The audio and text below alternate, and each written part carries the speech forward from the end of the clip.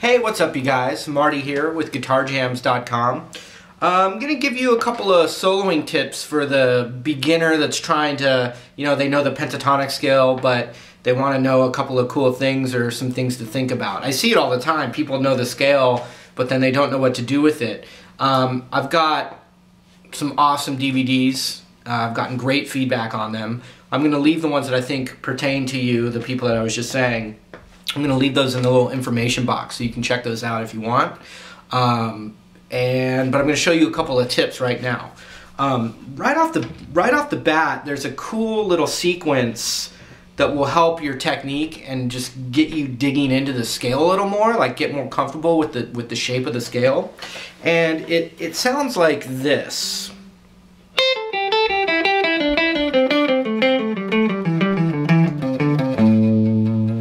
And so, yeah, I mean, it just kind of sounds like a sequence, but if you saw me, I was doing my alternate picking there. You can start with down picks, that's what most people do, but it's an amazing thing to work out with the alternate picking. I have a very important practice tip for you guys out there. It's the most important one, and it's also the most difficult one for people to follow by, including myself, which is to practice this stuff super slow. Now, when you're jamming, it's fine. You're jamming, just don't think about anything. You just want whatever to come out, right? But when you're working on something, let's say it's only for 5 minutes, go super slow. You'll get the mechanics quicker that way than trying to blaze through all this stuff and have it be all sloppy. A lot of people don't listen to me on that one, but I'm telling you, from my own experience, that's what you need to do. So we're going to just stick with the A minor pentatonic scale.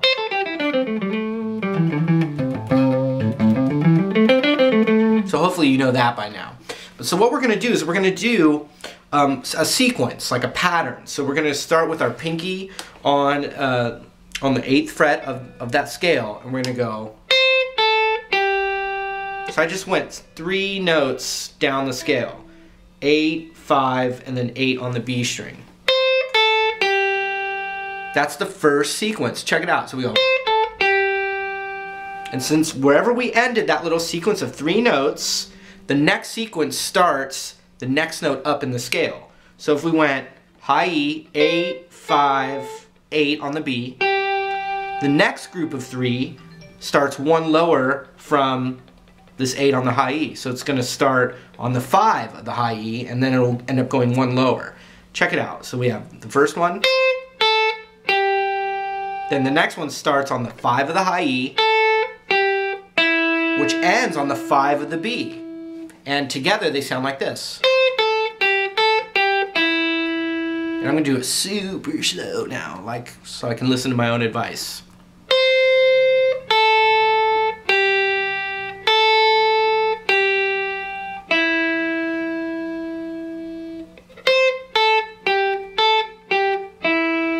I try to get that first before you move on to the next 2 patterns, but I'm going to show them to you. So the next pattern is going to start on the 8 of the B. So we went 8, 5 on the B, then 7 on the G, then 5 on the B, 7 on the G to 5 on the G. So now all the sequences together sound like this.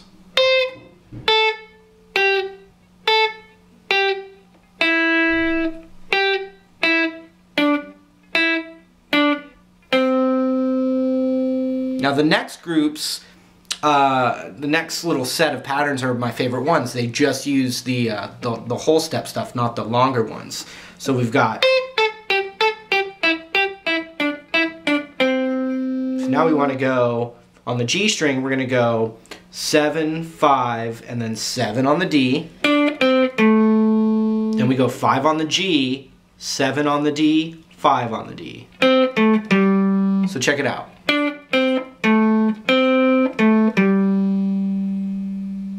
Alright, so let me zoom in a little bit and I'm just going to show you all the ones we did so far, and I'm going to show you how to use them once you are able to do the exercise.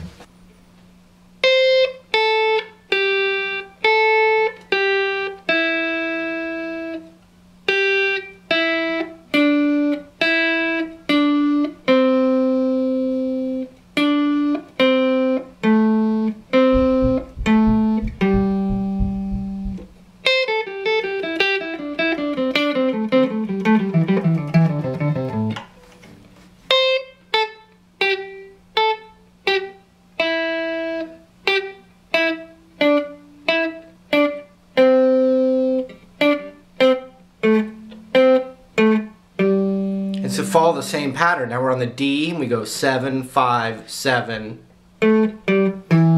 5 on the D, 7 on the A. You know, it just keeps following this pattern. Once you get the first 3 or 4, the rest you should hear the pattern with your ear, but basically it looks like this.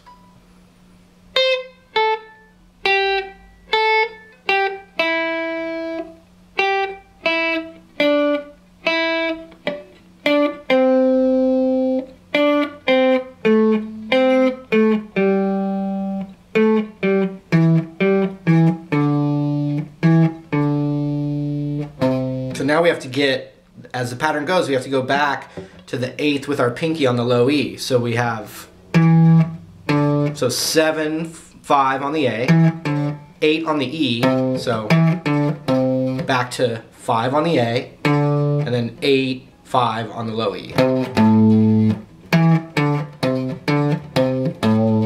Now watch if I just add a little of my own character of playing, you know, for a lot of years. Sorry, wrong spot.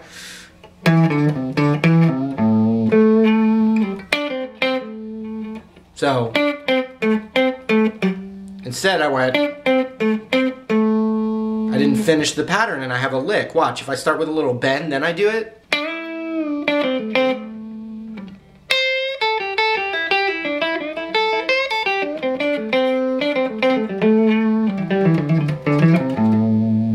So it'll work its way into your vocabulary. Okay, all right, one more time the pattern.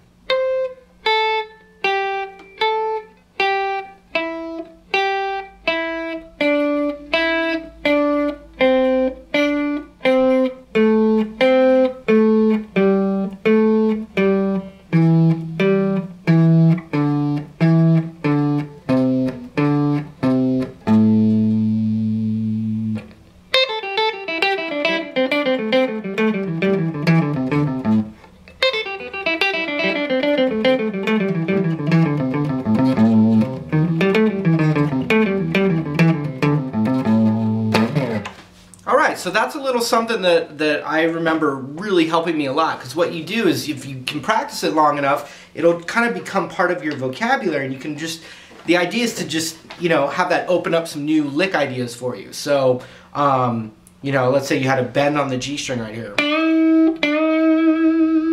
So you could do that pattern from the high E into a lick. You could do a lick, then part of the pattern. Alright, so just a little, you know, a little something. There's all kinds of amazing things about that exercise if you're just trying to learn how to solo that will, you know, work your coordination, your dexterity, you know, the skills of your left and right hand together, you know, patting and circling, the whole thing. But, you know, the basic point of this particular lesson is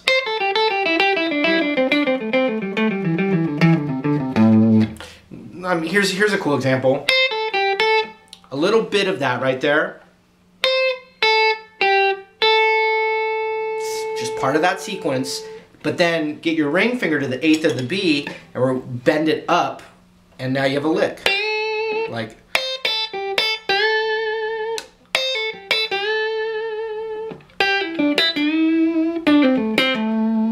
all part of that pattern.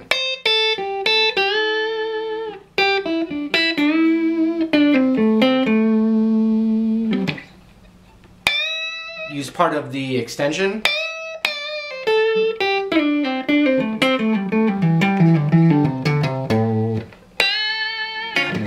Etc. So, why don't you click the link over there and you can check out some of the DVDs I have that teach you this from scratch, really. And get you up to the point where you actually do some face melters.